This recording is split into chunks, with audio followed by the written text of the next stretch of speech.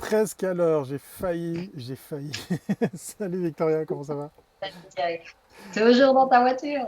Eh oui, toujours à bord de Yoko et a priori dans un bon spot pour le son, mais aussi surtout pour la 4G. Voilà, donc ça devrait bien se passer pour ce dernier live de la semaine avec une invitée qui nous attend patiemment au fond du studio. Ça fait plaisir, c'est une invitée, voilà, et il se trouve Exactement. que ça fait plaisir de temps en temps bien les montrer, les femmes de nos métiers.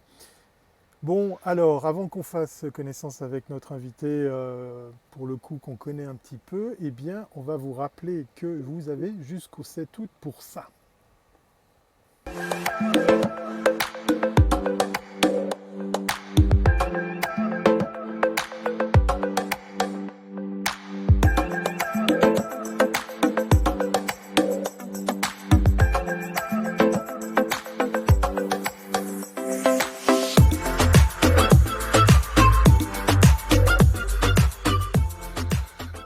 Et oui, cinquième édition du meilleur de la pub. Vous êtes de plus en plus nombreux à nous poser la question, est-ce que je suis encore dans les temps? Est-ce que je peux encore inscrire mes projets, ma super campagne? Oui, oui, mais dépêchez-vous, c'est jusqu'au 7 août. Voilà, c'est quasiment dans un mois, donc moi je dis ça, je dis rien.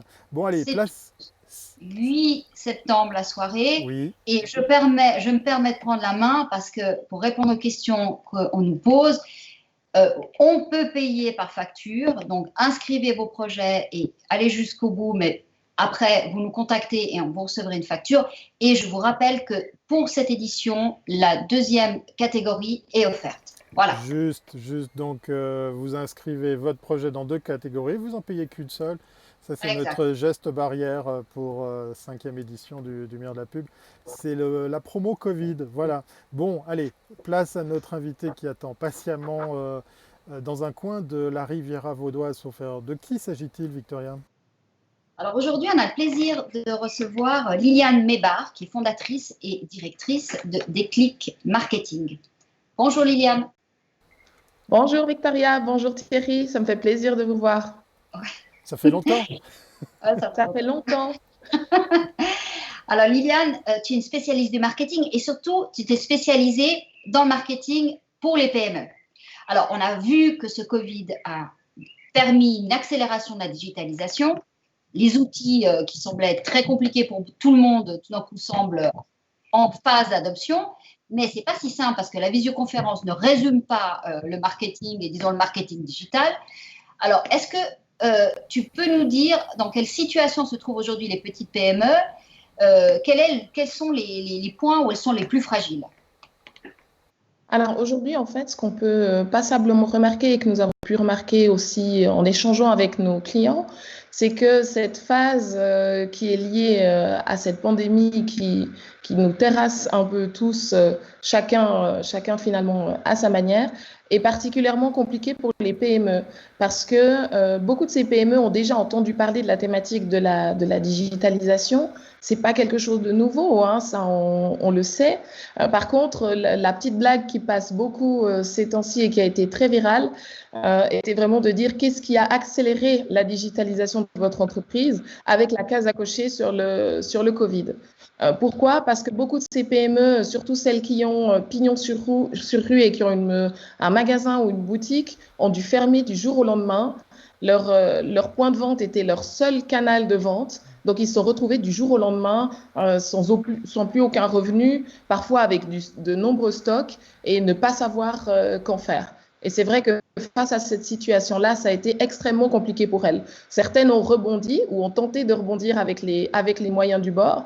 Aujourd'hui, on sait qu'il existe quelques solutions qui existent en ligne pour aider à cette digitalisation. Donc, on s'est rendu compte que il y a eu beaucoup de tests finalement qui ont été mis en place. On a pu tester sur la Riviera aussi ou se rendre compte de sites e-commerce qui ont été montés en quelques jours pour nous permettre d'acheter des fruits et des légumes qui soient livrés à la maison, par exemple. On voit que beaucoup de PME, surtout qui sont dirigées aussi par des personnes un peu plus jeunes, on se sont dit, bon, bah, c'est le moment ou jamais. On a des stocks avec nous, parfois même des denrées périssables. Donc, on va y aller. On ne va pas rester comme ça, les bras croisés. On va essayer. Et puis, on va essayer de monter, par exemple, une plateforme de e-commerce. On va essayer d'ouvrir des pages sur les réseaux sociaux. Puis, on va essayer de faire tout ce qu'on peut pour continuer d'exister, même si notre point de vente est fermé. Alors, au niveau je dirais, est-ce qu'on peut dire qu'à peu près toutes les PME ont un site, même je ne parle pas de site e-commerce, mais vraiment de site vitrine. Et est-ce qu'aujourd'hui, ces sites vitrines utilisés de cette manière ne servent à rien? Alors, quel est le premier conseil qu'on peut donner aujourd'hui à des PME? Alors aujourd'hui, contrairement à ce qu'on peut penser, beaucoup de PME n'ont encore pas de site internet, même un site vitrine. Donc c'est des éléments qui peuvent déjà manquer, et c'est pour ça que je dis qu'en dehors de leur point de vente, souvent elles n'existent pas. Et puis après, on retrouve dans l'autre sens celles qui vont un peu céder à des appels un peu forts, de se dire il faut absolument que j'ai une page Facebook, il faut absolument que j'existe sur Instagram, sur LinkedIn ou autre. Et pour celles-ci, elles vont ouvrir leur page sans même forcément réfléchir à ce qu'elles peuvent faire ou à comment elles peuvent le faire. Donc, le premier conseil que j'ai envie de donner, c'est déjà de savoir à quel point est-ce que son client cible vit, qu'est-ce qu'il consomme, où est-ce qu'il va, pour savoir déjà déterminer quels sont les éléments de digitalisation et en termes de communication qui sont importants à mettre en place pour pouvoir prioriser un peu les choses. Alors, c'est vrai qu'aujourd'hui, avoir un site Internet, ce qu'on appelle un site vitrine, c'est quasiment obligatoire. Hein. Aujourd'hui, c'est difficile encore de comprendre parfois comment certaines entreprises arrivent à gérer leurs activités sans avoir de site vitrine. Mais digitalisation donne des dizaines et des dizaines de moyens différents. Et souvent, la difficulté de ces PME, c'est de sélectionner quels sont les moyens qui sont appropriés pour eux. Alors avant qu'on prenne une question d'Anaïs, à qui on fait un grand coucou et puis des bisous, hein, c'est notre internaute régulière. Moi j'ai une question pour toi Liliane qui est très naïve, hein, puisqu'on parle de digitalisation d'entreprise, de présence en ligne.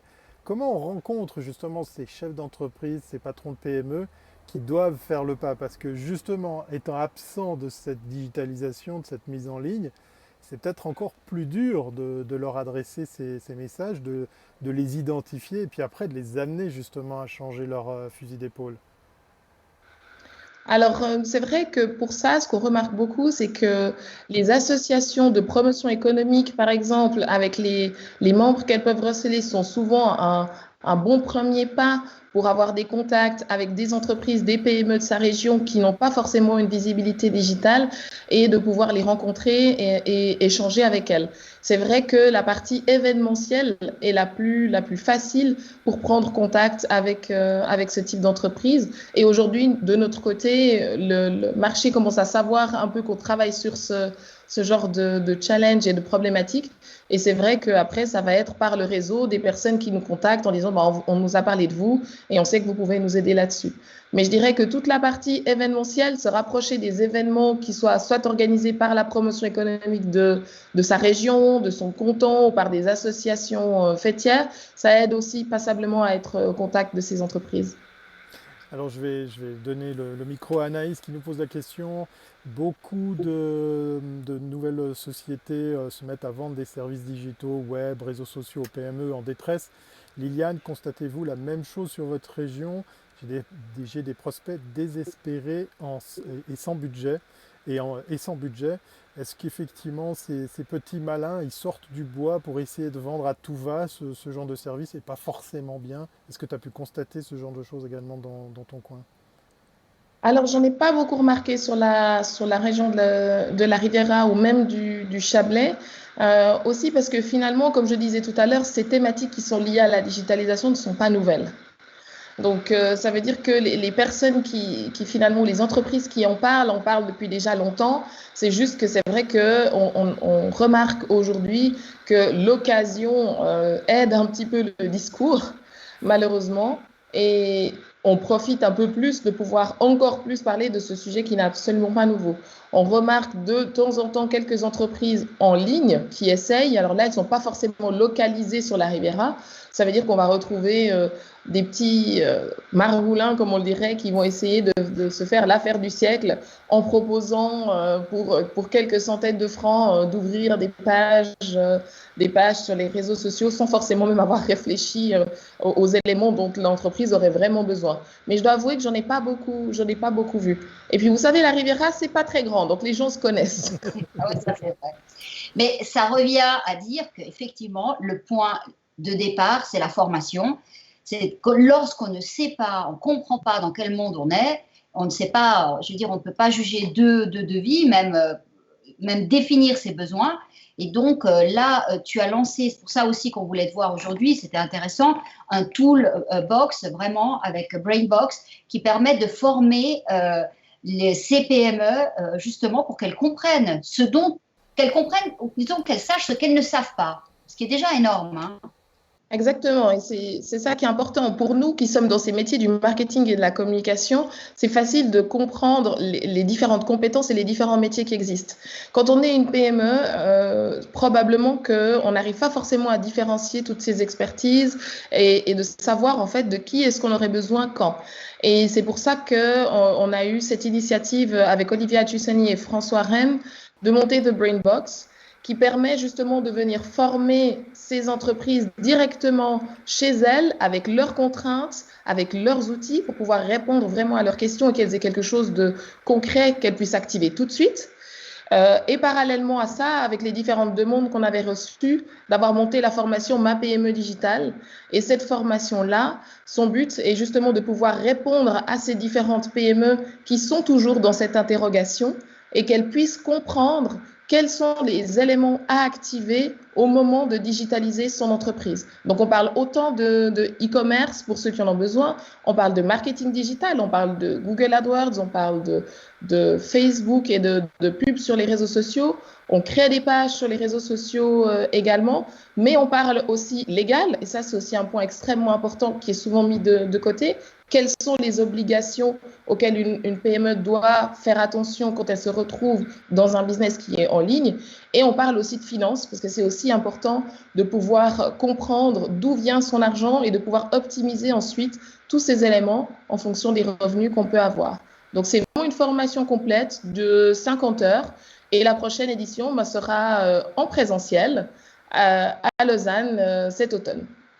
Mais est-ce que, alors pour parler de finances, est-ce que, pas par rapport à ta formation, mais par rapport à tout l'investissement, je dirais, pour pouvoir être dans un écosystème digital, est-ce que c'est quelle est la somme de départ? Parce que comme on disait, il y a peut-être un site où il n'y a pas de site.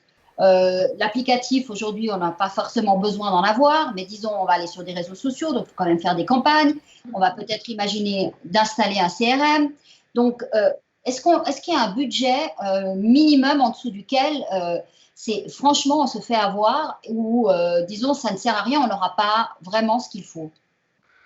Alors, c'est difficile de donner un budget clé. C'est vrai que c'est la question que tout le monde se pose parce qu'au moment de devoir entrer dans ce processus de digitalisation, il y a différentes choses qui vont être analysées et qui vont ensuite permettre de s'orienter vers les bonnes solutions. On connaît aujourd'hui des solutions all-in à partir de 30 francs par mois qui nous permettent justement de gérer tout un pan de notre digitalisation. Après, on sait aussi qu'il existe aujourd'hui par des solutions Internet des modules qui sont facilement activables pour nous permettre d'avoir une visibilité en ligne.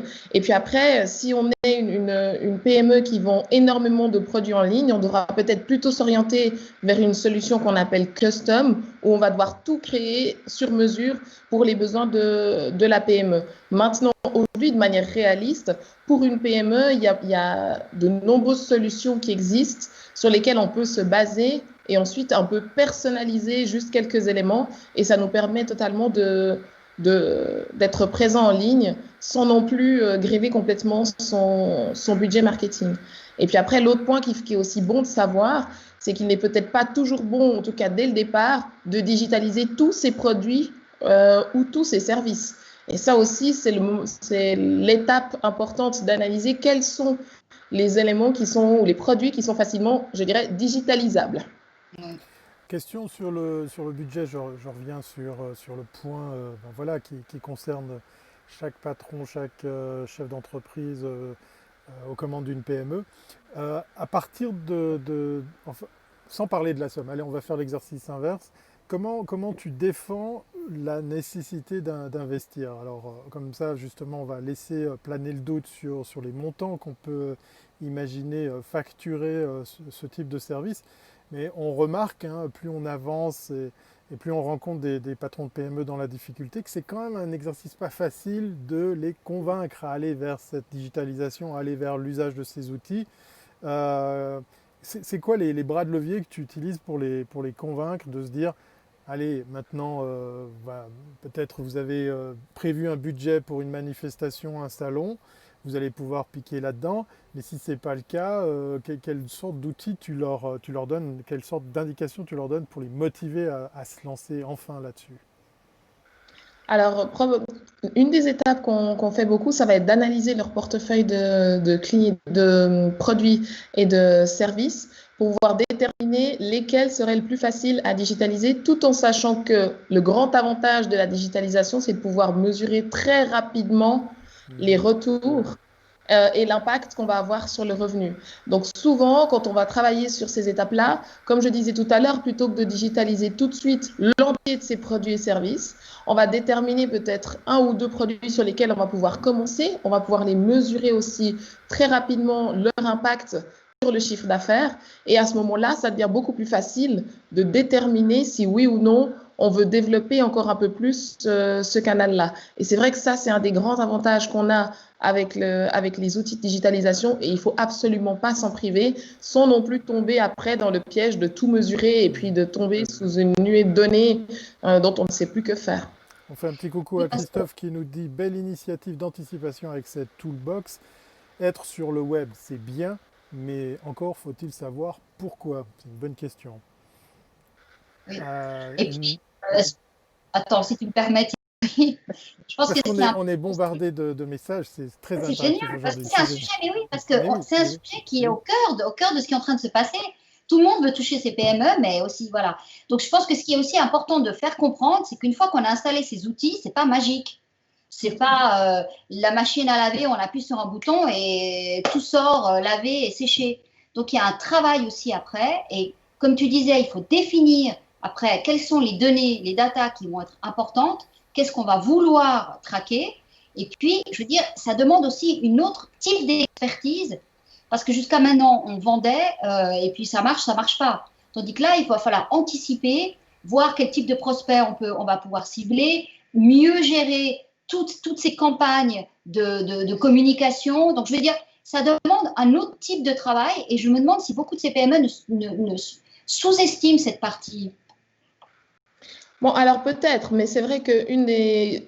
Et c'est aussi après le rôle des personnes qui les accompagnent, c'est finalement d'expliquer que cet utilisateur, cet acheteur final a d'autres besoins, probablement aussi. Il y a peut-être d'autres produits ou d'autres services qui vont plus les intéresser en ligne et peut-être d'autres produits pour lesquels il faudra continuer de vendre sur le canal traditionnel. Là, on est en train de multiplier les canaux de vente. Et après, chacun de ces canaux de vente a aussi certaines activations, a des caractéristiques et répond aussi aux besoins de certains clients. Et c'est vrai que c'est là qu'il faut être un peu plus sensible à ça. Et puis, utiliser aujourd'hui les outils qu'on a à notre disposition pour, je dirais, un peu mieux fine-tuner cette communication-là. Et peut-être pour certains budgets, les fragmenter. Et comme le disait Thierry tout à l'heure, peut-être qu'il y a des budgets qui partaient dans certaines disciplines de communication qui doivent être revus. Donc, on n'est pas forcément toujours en train de dire que le budget doit drastiquement augmenter pour digitaliser. Peut-être qu'il faut revoir la manière dont on partage la part du gâteau, en fait. Un autre habitué des Coming Mag Live qu'on salue, c'est Alain qui vient avec une question de savoir si il y a une différence dans l'approche entre le commerce de proximité par rapport au net mondial, par rapport aux gros acteurs. Est-ce que ça, c'est quelque chose que tu dissocies justement dans l'approche de tes différents clients? Alors, j'ai envie de dire, l'objectif de base, finalement, la finalité va être la même que je sois une multinationale ou que je sois une petite entreprise. Maintenant, la démarche et les moyens que je vais mettre en place ne seront pas forcément les mêmes parce que une PME n'a pas une grande équipe marketing ou de grandes agences avec lesquelles elle travaille. Donc, ça veut dire que pour une entreprise, une PME que je dirais plus locale, il y a déjà quelques activations qu'on peut très rapidement mettre en place d'un point de vue de la digitalisation qui vont permettre justement d'exister sans forcément se retrouver dans un projet pharaonique qui nous prendra beaucoup de moyens et beaucoup d'argent. Donc, il y a quand même une différence dans les étapes de mise en place. Et puis après, forcément, il y aura certaines différences aussi puisque les marchés ne sont pas forcément les mêmes. Dans le marketing digital, il y a marketing et communication, c'est une nouvelle notion de Marcom. Dans les PME, disons, ne faisaient pas vraiment de communication, elles faisaient du marketing, mais elles ne faisaient pas de communication. Celles qui avaient un peu plus de moyens allaient vers des agences de communication, de publicité. Donc, c'était quelque chose qui était externalisé, ça ne les concernait pas. Aujourd'hui, on voit que par la gestion des réseaux sociaux, la communication, c'est quelque chose qu'elles doivent aussi gérer. Elles doivent avoir une plus grande sensibilité à l'image qu'elles donnent et surtout à l'image que leurs clients ont d'elles. Ça, tu le ressens aussi, c'est quelque chose qui est, disons, elles connaissent les chiffres, mais elles n'ont pas tellement d'idées comment se présenter. Enfin, je veux dire, ça part du logo, ça part de la couleur du site, ça part de tous les messages, voilà.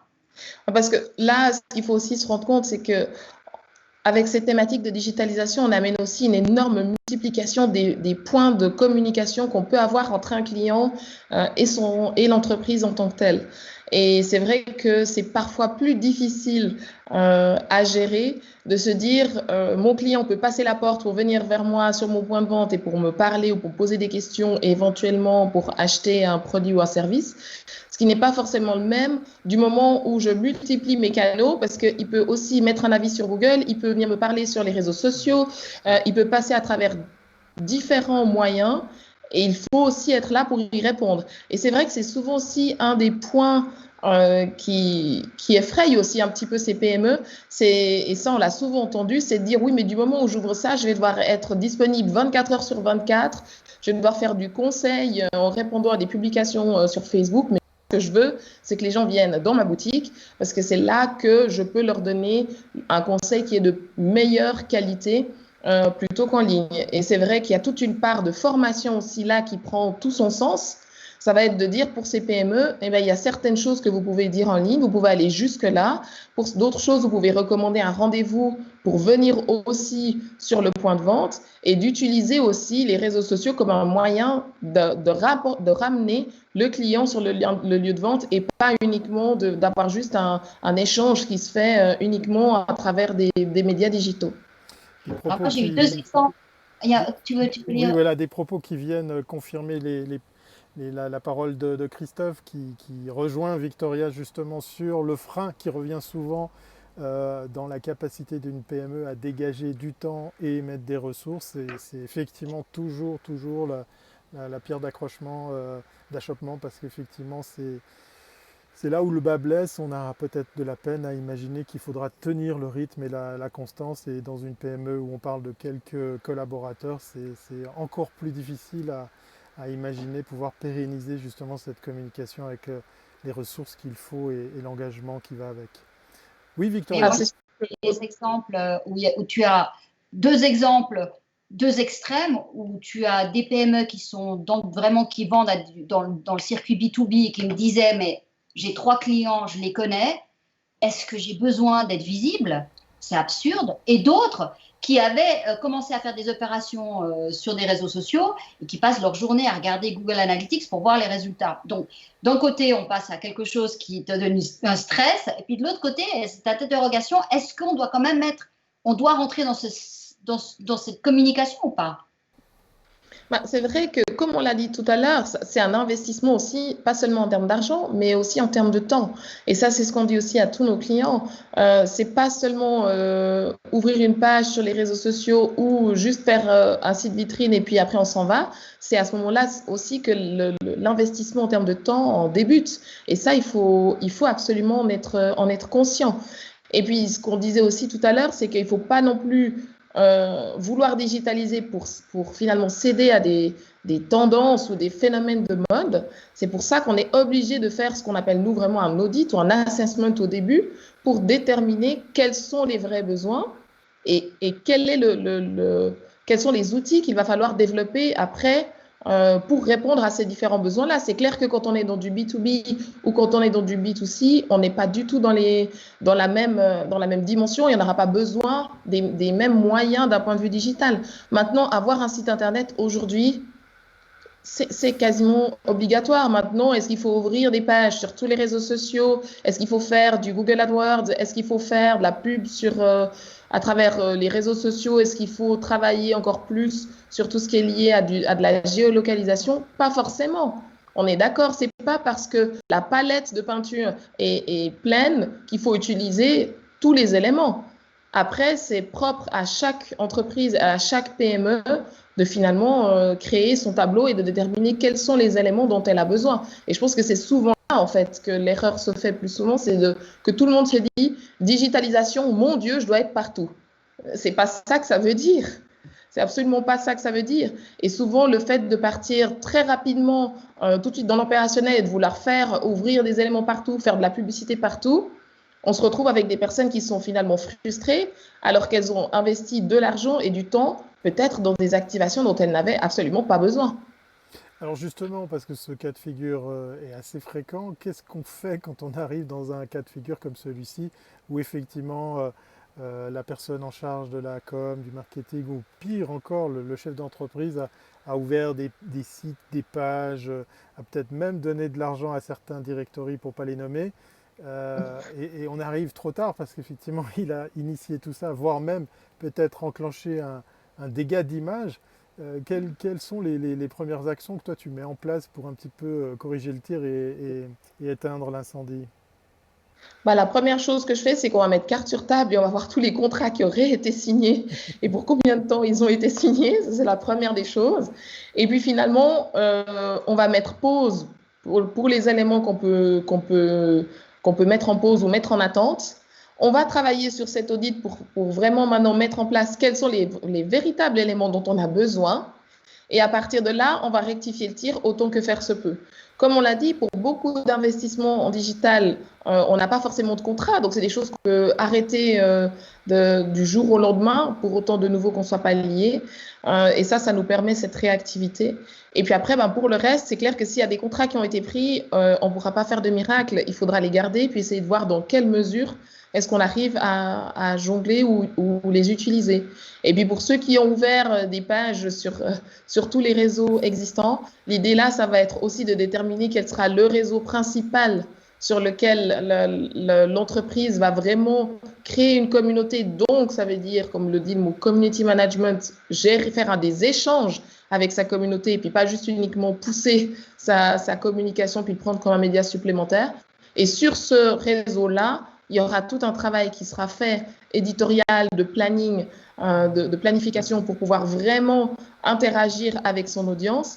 Et puis pour les autres, ils seront aussi utilisés puisqu'ils sont là. Le but, c'est pas de les fermer, mais ils seront utilisés avec une intensité qui est aussi un peu moins importante. Et ça, c'est aussi l'erreur qu'on retrouve souvent dans beaucoup de petites entreprises, c'est de penser pouvoir créer des communautés sur tous les réseaux. C'est juste impossible. Chacun a ses codes et ils ne fonctionnent pas de la même manière. Donc souvent, on crée une communauté sur un réseau et après, on va utiliser bien évidemment les autres pour pouvoir avoir, comme on l'a dit, pouvoir exister, pour pouvoir aussi interagir, mais avec une intensité qui sera beaucoup moins importante. Une fois qu'on a installé tous ces outils, tu conseilles quoi aux PME? D'internaliser ou d'externaliser, en tout cas, toute la visibilité sur les réseaux? C'est difficile parce que PME aujourd'hui, ça peut vouloir dire 4 personnes comme 199. Donc, c'est vraiment compliqué parce que ça va dépendre de la structure de la PME derrière. Mais ce que j'ai envie de dire, c'est que aujourd'hui, avec les outils qui existent, il est possible d'avoir déjà passablement de visibilité qui est faite en interne. Pas l'ensemble, on est d'accord, parce qu'il y a quand même des métiers qui existent, des compétences avec lesquelles on doit travailler pour ça. Mais j'ai envie de dire que aujourd'hui, si on veut internaliser, ce qui est possible, il faut absolument se former et il faut dégager du temps pour ça. C'est pas parce qu'on a des outils qui nous aident à la digitalisation que tout va se faire tout seul et puis qu'on va juste appuyer sur Start et puis qu'ensuite on va être tranquille. Si on veut l'internaliser, ça veut dire qu'il faut prévoir du temps pour prévoir tous ces éléments de digitalisation, tous ces éléments de communication et de visibilité. Il faut aussi prévoir du temps pour tout ce qui est lié justement à cette modération de communauté qu'on est en train de créer. Et si on est prêt, ou on a des personnes qui sont prêtes à le faire, alors il faut le faire. Ça, il n'y a aucun problème là-dessus. Par contre, il faut bien être conscient qu'il faut dégager du temps de manière hebdomadaire pour gérer aussi ces différents éléments qui sont présents d'un point de vue digital. Et puis, c'est pas si compliqué que ça, finalement. Ça fait pas mal. Non, mais souvent, parce que moi, j'entends souvent, on me dit, mais dans le fond, ça me sert à quoi? Alors, tu as raison, aller sur TikTok, si on vend de la machine-outil, c'est clair que disons, c'est pas nécessaire, mais ne pas être en ligne, on l'a vu même pour ceux qui sont dans du B2B, lorsqu'il n'y a plus de foire, parce qu'il n'y a plus d'événementiel, eh ben, tout d'un coup, ça peut être un problème. C'est amusant ce que tu cites là, Victoria, parce que pas plus tard que ce matin, j'étais avec un entrepreneur dans le monde de l'horlogerie, et Dieu sait qu'effectivement, la machine-outil, hein, pour être plus précis, et Dieu sait que c'est pas un business facile en cette période de crise. Et il m'a raconté une petite anecdote qu'on va partager avec vous aujourd'hui pour voir que par soi-même, on peut aussi réaliser l'impact que ça peut avoir. Ça, c'est peut-être aussi un moyen pour vous de vous convaincre de faire appel à des structures comme Déclic Marketing. Mais voilà, la petite histoire, elle est toute simple. Ce monsieur a décidé tout fier, de faire une petite vidéo avec son smartphone sur justement une spécificité d'une de ses machines. Il a tourné une petite trentaine de secondes. Il la publie sur son LinkedIn qu'il venait de réactiver parce qu'il l'avait complètement mis de côté pendant des années. Et que fut pas sa surprise de voir cette vidéo avoisiner les 3000 vues. Donc une vidéo tournée à l'arrache, hein, comme ça. Et effectivement avoir des dizaines de commentaires, de pouces en l'air, de félicitations. Et à l'issue de quoi, eh bien, il a reçu 2 demandes qui se sont effectivement avérées être carrément des demandes de devis, parce qu'effectivement, la démonstration de sa technologie avait parlé d'elle, par elle-même, au travers de cette vidéo. Encore une fois, avec des moyens très modestes, puisque smartphone, pas de montage, je publie sur LinkedIn et youpla boom. Donc, preuve en est, et là, c'est en plus dans du B2B que ça s'est produit. Preuve en est que ça peut fonctionner. Comme tu disais, Victoria, ça fait pas mal, mais ça peut aussi faire du bien. Exact. Donc, ça vaut la peine de vous faire accompagner. Allez, une petite dernière question, parce qu'effectivement, on a dépassé le timing. C'est vendredi, tout est permis. On va faire le pitch elevator pour toi, Liliane. Les 3 raisons pour lesquelles il faut venir faire appel à Déclic Marketing. Je suis patron de PME, j'hésite, je me pose des questions par rapport à ma communication en ligne. Pourquoi je dois venir chez Déclic? Allez, top chrono. J'ai envie de dire parce qu'on est sympa d'abord, non, mais blague mise à part, parce qu'on connaît le monde du digital depuis maintenant une dizaine d'années et on travaille avec tous les outils, on suit tout ce qui se passe, donc on est assez au fait de ce que propose le marché. On est nous-mêmes des entrepreneurs, donc on se pose nous-mêmes aussi ces questions. On est aussi touché par tous les questionnements qu'on peut aussi avoir. Donc ça, je pense que c'est extrêmement important. Et puis, j'ai envie de dire aussi, peut-être le dernier élément, j'ai envie de dire, c'est le sens pratique. C'est qu'on a justement ce sens pratique. L'idée, c'est pas d'arriver avec une approche de consultant qui va vous donner une Bible de 50 pages à aller lire et appliquer chez vous. C'est qu'il y a vraiment un vrai sens pratique. On est avec nos clients, on est derrière eux, on appuie sur le bouton aussi avec eux, on leur montre comment le faire et notre volonté, c'est qu'ils puissent ensuite gérer toutes leurs affaires de manière autonome. Et je pense que pour ça, on est un bon partenaire. En tout cas, c'est ce qu'en disent nos clients. Donc, j'espère que Voilà, on est bon. c'était l'elevator pitch pour un ascenseur qui allait un peu plus haut que normal. Désolée. Mais non, mais merci pour l'exercice. Et puis, Merci, Liliane. Merci beaucoup pour ce partage aujourd'hui. On vous rappelle, Déclic Marketing, c'est très facile à trouver sur Internet. Et puis c'est sur Vevey, quand on parlait de la Riviera, avec les internautes d'ailleurs qui sont venus poser des questions. On les remercie aussi. On remercie aussi tous celles et ceux qui prennent le temps de nous poster des petits commentaires, qui partagent tout ça et qui likent également tout ça sur LinkedIn. Ça nous fait plaisir.